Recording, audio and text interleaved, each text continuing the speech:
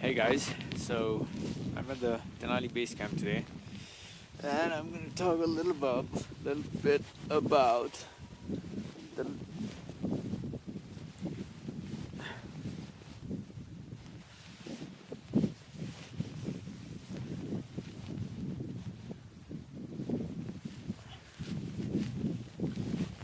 Hey guys, today I'm at the Denali base camp.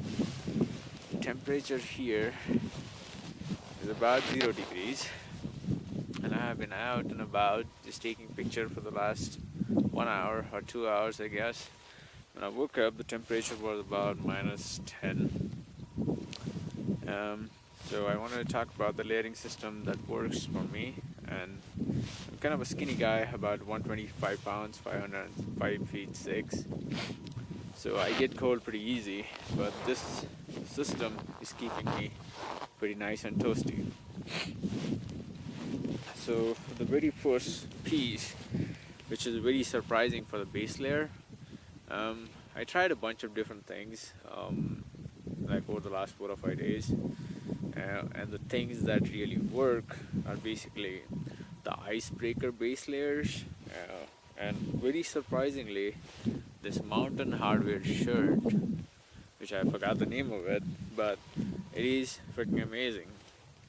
I'll update the name of it in the review part, but stay away from the Patagonia thin base layers. They're worthless. Maybe R1 would be great, but I personally don't like the way R1 fits, and R1 is more of a mid layer and not a base layer. But the Patagonia Capilani base layers, worthless, man, absolutely worthless. Stay away from them. Icebreakers are a little expensive, but pretty good. For this mountain hardware shirt, I think it's El Maro. Yeah, the name of it is El Maro.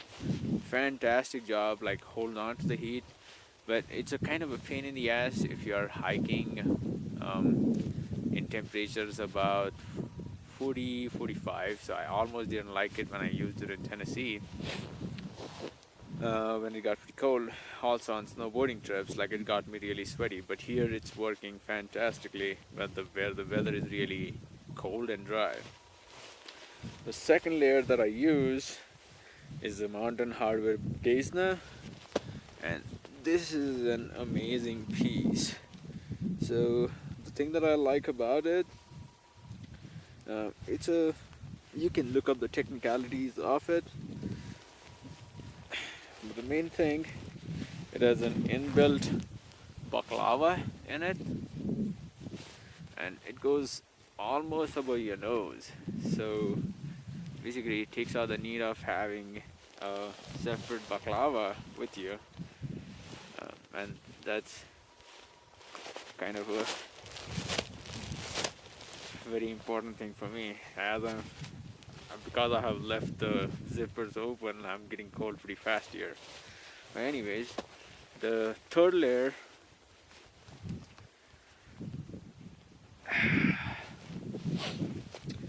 by the way, this is pretty tight, so the helmet has to go on top of it. The third layer that I use is this Marmot Softshell. Once again, nice hood, which is not big enough to accommodate a helmet, but when it comes to breathability and warmth, it's amazing. I mean, anywhere else, like if I'll be snowboarding or skiing, like these are pretty much the only 3 layers I'll be using. Well, I won't use the El Maro, I'll use the icebreaker because it doesn't get too hot. But these 3 pretty much get me in temperatures around 30 to anything around 30 and above. Then the next piece that I got, and which are kind of hard to get in the US, is this futon jacket by Rob. So unlike the compressor, which is 100 grams per meter square everywhere, this guy has 160.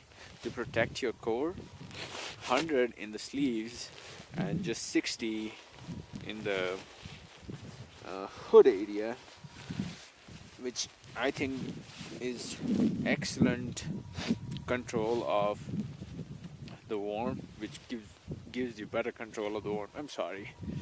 It's getting really cold in here. I'm having trouble talking. When it was all zipped up, I wasn't cold, but now that I open these layers, I'm freezing.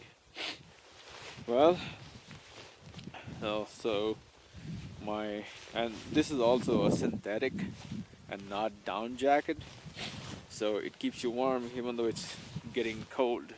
So like a rainy slushy day, this would be a perfect piece to have. Once again, comes really high up. The hood is kind of a little funky, but it don't bother me so much, and it's pretty large, so you can put a helmet underneath it. And then the outermost layer that I'm using is the Mountain Hardwear Nihilus jacket. Really, really warm.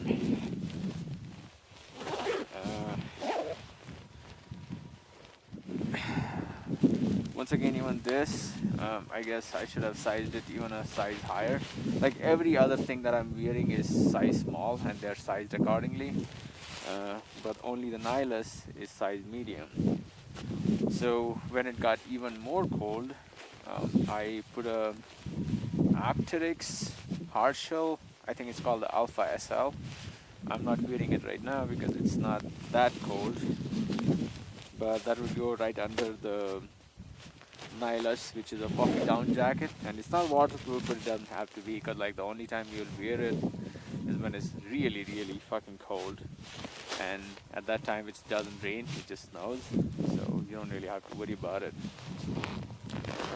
On the leg side, once again, icebreaker base layer, and then any fleece band would do.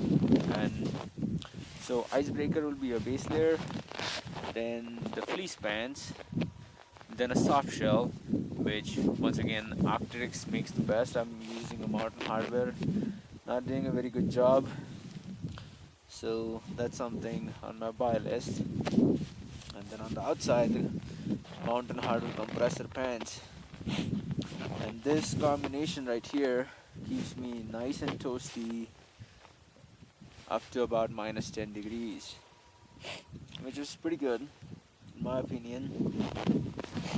And the compressor booties, I think the 40 below booties are a lot warmer, but once your core and your legs are pretty warm and your head is covered, you don't really have to worry a whole lot about your hands and your legs.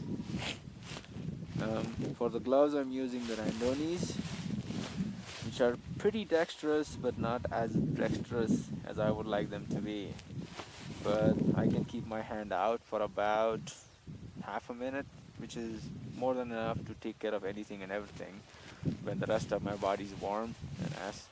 And also the Nihilus has a hand warmer pocket, which I use a lot. Like I don't, rather than directly putting your fingers in the glove. If you have a mitten, it would be a different story, but otherwise I just keep my hand in my hand warmer pocket of the Nihilus, gets warm, and then put it in the glove. Alright, that's all for now.